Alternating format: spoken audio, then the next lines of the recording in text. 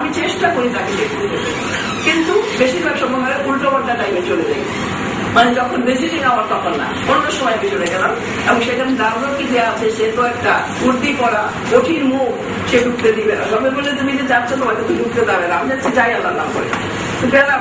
গিয়েছি দারুণ কি, আমি প্রথমে গিয়ে বললাম আসসালাম আলাইকুম, বাবা কেমন আছেন? ঠিক আছে, খালাম্মা ভালো আছি, ওয়ালাইকুম আসসালাম। খালাম্মা ঢুকে গেলাম, আমার তো দারুণ হবে। সালাম দিলাম, 80% সোয়াব পেলাম, ঢুকের অভিও দেখলাম। এবং সেই আমি সকাল পর্যন্ত 70,000 ফেরেশতা আমার জন্য দোয়া করছি। কাজে আমাদের সালামটা এটা প্র্যাকটিস করা উচিত।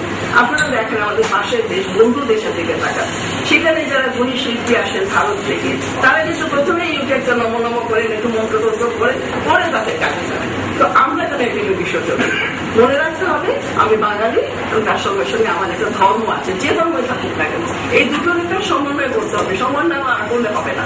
আর আরেকটা কথা আমি বলবো, সংস্কৃতির ক্ষেত্রে মেয়েদেরকে কেন আপনারা পূর্ণ করে দিচ্ছেন, ঢেউ দিনের বিজ্ঞাপন দিচ্ছেন, আলকাতার বিজ্ঞাপন দিচ্ছেন, সিগারেটের বিজ্ঞাপন দিচ্ছেন, সেখানে একটা নারীর ছবি, এটা বন্ধ করতে হবে। আসিফ দেখেন, আর্টিকেল দেখেন, আপনি তো ভালো ভালো আর্টিকেল দেখেন, ইউ রাইট ইট ডাউন। না না, ভালো লাগলে হবে না, আমরা বই ভালো লাগে না, মেয়েদেরকে পণ্য হিসেবে ছেড়ে ধরবেন না। এই যে টিভিজিং হচ্ছে, টিভিজিং শুধু আগে ছিল না, এগুলো আমাদের টেলিভিশনের কল্যাণে হচ্ছে। টেলিভিশনে যা খুশি তাই দেখাচ্ছে। আমি বলবো আপনারা দেখান, আপনাদের বাণিজ্য দরকার আমি জানি, বাণিজ্যে বসতি লক্ষ্মী, তার সঙ্গে সঙ্গে সরস্বতীরও সাধনা করতে হবে।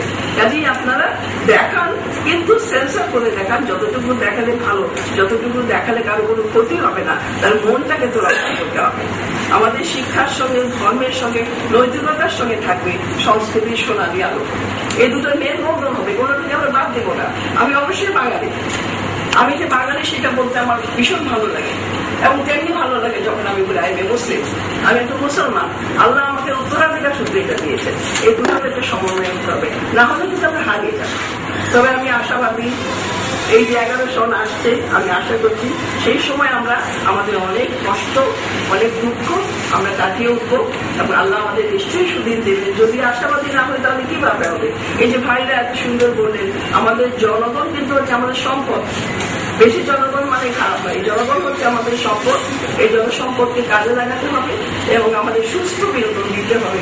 যারা আমাদের ছিলেন জসিম উদ্দিন, শহীদুল্লাহ, আলাউদ্দিন, তাদের সঙ্গে আমাদের শিশুদের পরিচয় করাতে হবে পাঠ্যপুস্তকের মাধ্যমে। আমি মনে করি পাঠ্যপুস্তক যারা লেখেন সেখানে তেমন ব্যক্তিদের নেওয়া উচিত যাদের জ্ঞান আছে এবং ভাষার উপর দখল আছে। এই দুটো না থাকলে বাচ্চারা আকৃষ্ট হবে না। কাজে সুস্থ বিনোদনের চিন্তা আমরা করবো, ইনশাআল্লাহ আগামীতে এসে যাবে। যেমন একটা বাঁশির শব্দ, একটা দোতালার শব্দ, একটা একতালার শব্দ যেমন মনকে যে জায়গায় নিয়ে যায়, সমস্ত বিশ্ব কিন্তু সেটা স্বীকার করছে। কাজে ব্যান্ড সঙ্গীত আমরা নিব, তার সঙ্গে এগুলো আমরা নিব।